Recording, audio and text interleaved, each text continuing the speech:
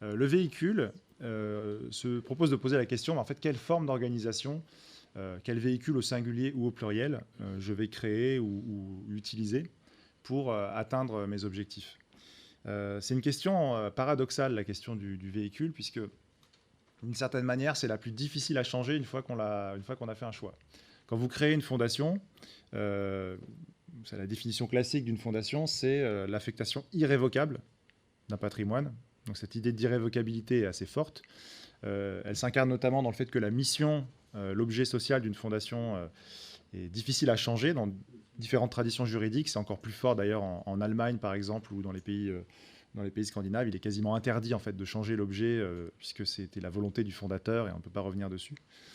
Donc cette dimension de véhicule, vous voyez, et notamment du véhicule classique de la philanthropie qui est la fondation, c'est quelque chose d'imposant, de relativement immuable.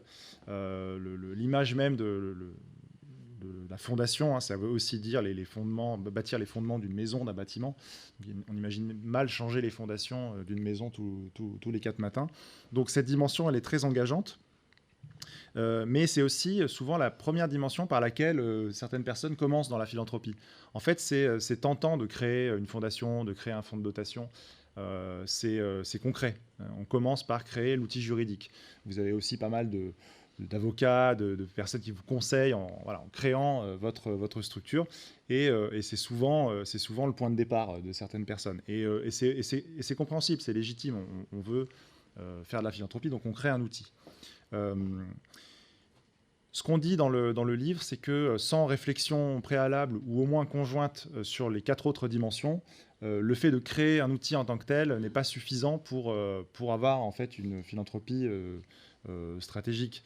Ce qu'on propose en fait, c'est de prendre un peu de recul sur les outils juridiques. C'est vrai que quand on parle de véhicules, on pense fonds de dotation, fondation abritée, fondation reconnue d'utilité publique, etc. Et on a souvent une entrée par la technique juridique fiscale. Et c'est important d'avoir ces éléments-là, mais ce qu'on propose dans le livre, c'est de prendre un peu de recul et d'avoir plutôt un regard plus stratégique sur les outils, sur les véhicules. Il est de notoriété publique que, je crois, 40% des fonds de dotation créés en France sont inactifs. Et ça montre un peu justement cette tentation de créer d'abord l'outil avant d'avoir en fait la réflexion qui va avec. Alors cette réflexion sur le véhicule, comment elle peut se décliner? Dans le livre, on aborde notamment 3 sous-questions que je vais très rapidement aborder. La première, c'est une manière assez simple de se poser la question, c'est est-ce que je veux financer des projets ou des structures, ou est-ce que je veux faire moi-même, ou en tout cas avoir une dimension opérationnelle dans mon action? Et en fait, quand on regarde l'histoire de la philanthropie, notamment en France ou aux États-Unis, on voit qu'il y a une tension entre les deux. Parfois, certaines personnes veulent financer, mais ne trouvent pas les bons porteurs de projets à financer, et donc ils vont presque développer l'activité opérationnelle eux-mêmes. On a des exemples, notamment, je me rappelle au Pakistan, de certains grands philanthropes qui, en fait, n'avaient pas l'infrastructure, le tissu associatif au Pakistan pour développer leur activité, notamment dans l'aide humanitaire, après malheureusement les tremblements de terre qu'on lui a assez souvent au Pakistan. Eh bien, ils ont développé eux-mêmes leur ONG, en fait, avec leurs propres moyens. Donc ça, c'est un cas un peu extrême, mais on peut se demander, voilà, est-ce que je veux plutôt intervenir sur le terrain, plutôt financer, plutôt faire les deux, c'est aussi possible. Je regarde Jean-François, parce qu'on se connaît un petit peu, mais Jean-François est un exemple intéressant, puisqu'il est président d'une association de terrain, Mille et une Fontaines, et puis il a aussi sa fondation, ici à Caritas, qui permet de financer Mille et une Fontaines. Et c'est intéressant, parce que du coup, vous avez 2 outils pour une démarche philanthropique générale, en fait, et qui ne se réduit pas à une seule fondation de distribution. Et Krama, qui est ici aussi, est cité dans le livre comme ayant aussi fait évoluer au travers du temps et des projets le type d'outils à utiliser. Et en fait, ce qu'on veut dire, c'est qu'on peut aussi faire de la philanthropie avec une association. La philanthropie, c'est un peu plus large que seulement l'objet fondation ou fonds de dotation. Une deuxième réflexion qu'on propose dans le livre, c'est notamment ce qui va concerner les entrepreneurs ou les personnes qui ont un lien avec une démarche d'entreprise. On sait qu'il y en a plusieurs parmi vous. On sait que il y a une philanthropie en fait de personnes qui ont lancé des entreprises et qui sont eux-mêmes dirigeants ou anciens dirigeants d'entreprises. une des questions qui se pose, c'est est-ce que je fais la philanthropie à titre personnel ou à titre familial, ou est-ce que j'embarque mon entreprise, mes collaborateurs et éventuellement d'autres parties prenantes de l'entreprise. Et on voit dans le bouquin aussi des exemples assez contrastés.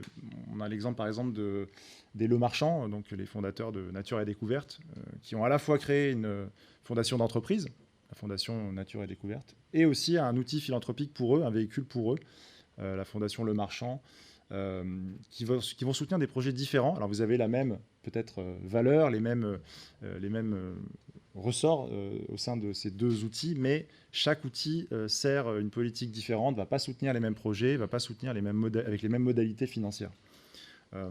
Un contre-exemple serait par exemple le fonds de Citre à Lyon, où c'est un fonds de dotation qui implique la famille, mais aussi les collaborateurs de l'entreprise de librairie de Citre. Donc là, le choix était de faire un véhicule unique, par exemple. Troisième question, faire seul ou à plusieurs. Je sais que chez Caritas, vous avez une dimension de communauté, d'échange de projets, vous allez ensemble sur le terrain, certains d'entre vous cofinancent des projets. Une des questions qui se pose souvent dans la philanthropie, c'est, on l'a vu, parfois c'est des projets très intimes, très personnels, où on a envie de faire finalement sa fondation ou son projet, mais on rencontre aussi des personnes qui veulent faire à peu près la même chose ou qui font déjà des choses très bien. Et on peut, comme l'exemple de Warren Buffett le montre, on peut rejoindre aussi des fondations créées par d'autres. On n'est pas obligé de créer un outil à chaque fois qu'on veut faire de la philanthropie. Et donc il y a un certain nombre de modalités qu'on détaille dans le livre, notamment les fondations territoriales, par exemple, qui sur un territoire rassemblent des acteurs, entreprises, particuliers attachés au territoire. Vous avez des clubs, des cercles de mécènes qui se mettent à plusieurs pour financer des causes, parfois avec un outil collectif, plutôt que d'avoir chacun son propre outil. Voilà un peu le genre de questions qu'on pose dans cette dernière dimension. C'est une dimension qui nous paraît vraiment essentielle. Elle est parfois très visible, cette question de l'outil, et notamment sa traduction juridique. Et pour nous, elle fait partie d'un ensemble plus vaste, qui est voilà, ce prisme à 5 dimensions.